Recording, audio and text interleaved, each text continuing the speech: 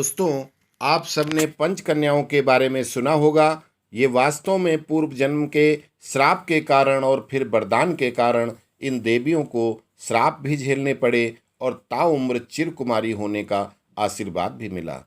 इन कन्याओं के बारे में सुनोगे तो ये पूछने की जिज्ञासा अवश्य होगी कि जब इन देवियों का विवाह हुआ, पुनर्विवाह हुआ, बच्चे भी हुए, फिर इनको कुमारी कन्या क्यों कहते हैं? ऐसा कैसे संभव है? कथा शुरू करने के पूर्व हम आप सभी से आग्रह करना चाहेंगे कि इन रहस्यमयी अनसुनी कथा प्रसंगों को ज़्यादा से ज़्यादा लोगों में शेयर कीजिए और अपने आदर्श धर्म चैनल को अभी सब्सक्राइब कर लीजिए ताकि आप सबको हमारे प्रत्येक वीडियो की सूचना तुरंत मिल सके और आप सबकी ज़्यादा से ज़्यादा संख्या से मुझे प्रोत्साहन और प्रेरणा मिले।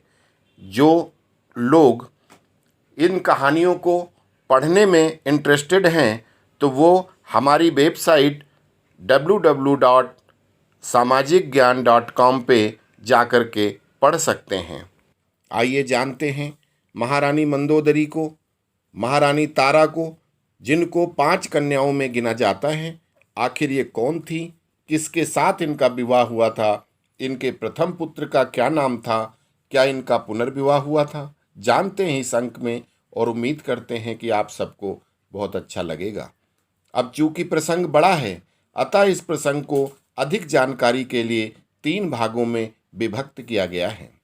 प्रथम, महारानी मंदोदरी और महारानी तारा के जन्म की कथा। मंदोदरी और तारा दोनों ही स्वर्ग की अप्सराएं थीं, जिनको राम नाम भक्ति में लीन भगवान शंकर की समाधि को तोड़ने के लिए देवताओं के राजा इंद्र ने भेजा था, क्योंकि उस समय अंधकासुर नामक दैत्य, जो भगवान शंकर का ही भक्त था, ने त्रिलोक में त्राही त्राही मचा रखा था।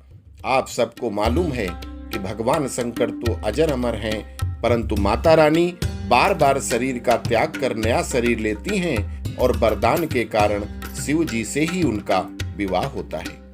उस समय माता गौरा देवी ललिता देवी के रूप में शिव जी की अर्धांगिनी थी।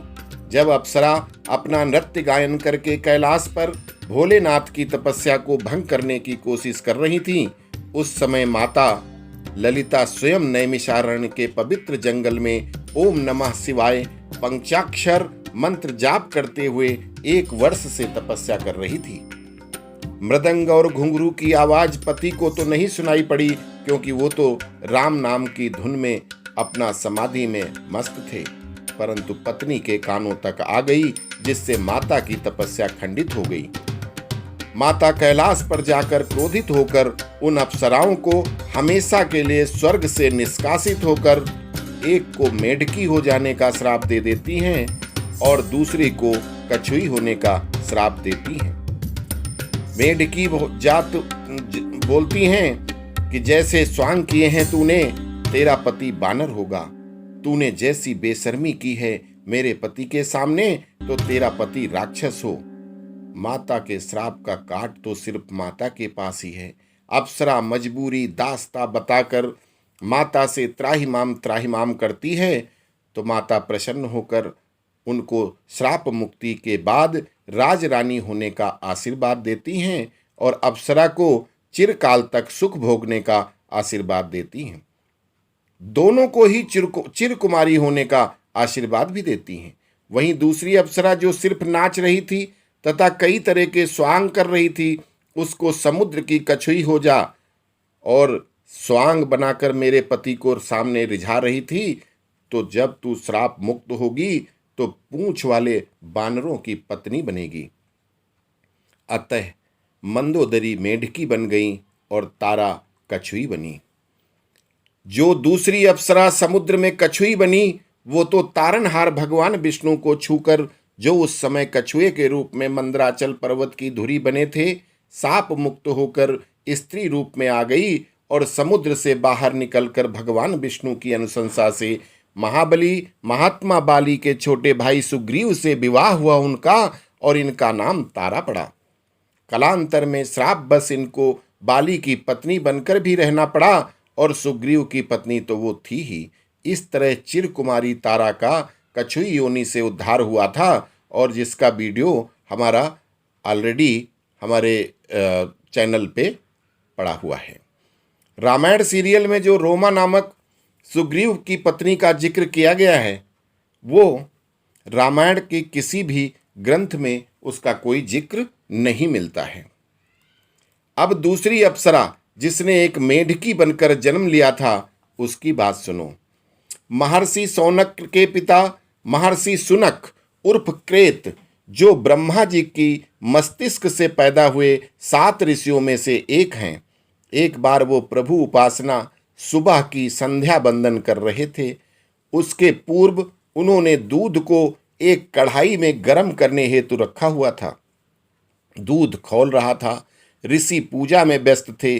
उसी समय एक चील एक अत्यंत जहरीले सर्प को पंजे में पकड़कर ले जा रही थी और सर्प फिसलने की कोशिश कर रहा था। सर्प अपनी कोशिश में सफल हो गया और पंजे की पकड़ से छूट गया, परंतु उसकी तो मौत निश्चित थी, इसलिए वो खौलते हुए दूध में गिर गया और उसी में मर गया। सारा दूध भी विषैला हो गया। यह दृश्य एक मेढकी देख रही थी। उसने अपने मन में निश्चय किया कि परोपकारी महान ऋषि को हर हालत में बचाना है। अतः उसने अपने प्राण दान का निश्चय कर लिया और उछल कूद करके दूध के कढ़ाई के पास पहुंच गई और ऋषि के आने का इंतजार करने लगी। ऋषि पूजा के बाद आकर सुबह के नाश्ते में दूध पीते थे। अतः वो लोटे में दूध भरने को जैसे ही तैयार हुए, मेढकी उसी समय छलांग लगाकर दूध में कूद पड़ी और बेचारे के छोटे से शरीर का दूध में ही कीमा बन गया और वो मर गई। ऋषि को बहुत गुस्सा आया। उन्होंने हाथ में जल लेकर जैसे ही श्राप देने को क्रोध किया कि उनकी नज़र कढ़ाई में पड़े काले सर्प पर पड़ी। उन्होंने तुरंत दूध फेंककर मेढकी के शरीर को निकाला, धोया और प्यार करने लगे, रुदन करने लगे। रुदन में उनके मुंह से मंद उधौधरी निकल रहा था, जिसका मतलब कि मेरे लिए इस नन्हे जीव ने प्राण दे दिए। और विलाप करते हुए अपने तप बल को याद किया और बोले कि हे भगवान, हे जगन्नाथ, हे नारायण, अगर मेरे पूजा कर्म धर्म के पुण्य में कोई ताकत है, शक्ति है, तो ये जीव अभी एक सुंदर कन्या बन जाए और मेरी पुत्री कही जाए। उनके इतना कहते ही वो मेढकी एक सुंदर जीवित कन्या बन गई। शंख ध्वनि के साथ ब्रह्मा जी वहां प्रकट हुए और बोले कि हे पुत्र, तुमने आज अपने पिता अर्थात मुझसे अलग सृष्टि की रचना कर दी। इस कन्या को किसी देवता, दानव या किसी मनुष्य के रज बीज के बिना उत्पन्न किया, इसलिए आज से आपका नाम क्रेत होगा। आपके रुदन में निकले शब्दों को जोड़कर इस कन्या का नाम मंदोदरी करते हैं। ब्रह्मा बोले कि हे पुत्र, मैं दानव पुत्री प्राप्ति के लिए मेरी तपस्या कर रहा है, अतः यह कन्या उसको पालक पिता के रूप में दे देना, ताकि आपके कर्म जो वेद की संरचना है उसमें कोई रुकावट न हो। कुछ समय के बाद वहां मैदानों और बानरों के राजा बाली आते हैं। दोनों ही कन्या को देखकर अपने मन की इच्छा ऋषि क्रेत को बताते हैं। मैदानों को उस कन्या में पुत्री दिख रही थी, बाली को पत्नी दिख रही थी।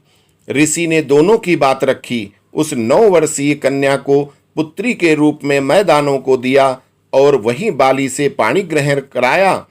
कन्या दान मैदानों ने किया और ऋषि ने खुद मंत्र पढ़े। यहाँ समाज के लिए एक नया नियम प्रतिपादित हुआ, जिसे वेद में लिखा गया, और वो ऋषि क्रेत ने ही इस बात को वेद में लिखा कि नियम प्रतिपादित किया कि दान कन्या का होना चाहिए, पर कन्या ससुराल गौने में जाएगी। गौना कन्या के रजस्वला होने के उपरांत जब वो स्त्री बन जाए तब होगा। तो मंदोदरी विवाह के बाद पिता मैदानों के पास गई, रजस्वला होने के बाद गौना हुआ, फिर किष्किंधा आई। ये है शास्त्र वर्णित मंदोदरी और तारा के जन्म की कथा। जय श्री राम। मुझे आशा ही नहीं अपितु विश्वास है कि आप सब लोग मेरे इस विचार से सहमत अवश्य होंगे कि धर्म कर्म कर्तव्यों की आज की स्थिति को देखते हुए इस विषय पर हम सब लोगों को एक गहन विचार, परिचर्चा, आलोचना, सलाह और सुधार की जरूरत है। अतः आप सभी के सपोर्टिव कमेंट्स और आलोचनाओं का मैं दिल की गहराइयों से स्वागत करूंगा। शुरुआती वीडियोस में हमारी सारी कमियां और गलतियां हुई हैं।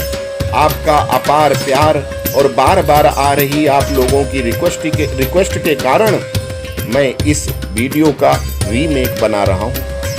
आशा है आपका अपार स्नेह पूर्व की भांति यूं ही आदर्श धर्म और सनातन धर्म को मिलता रहेगा। अस्तु। जय सिया राम।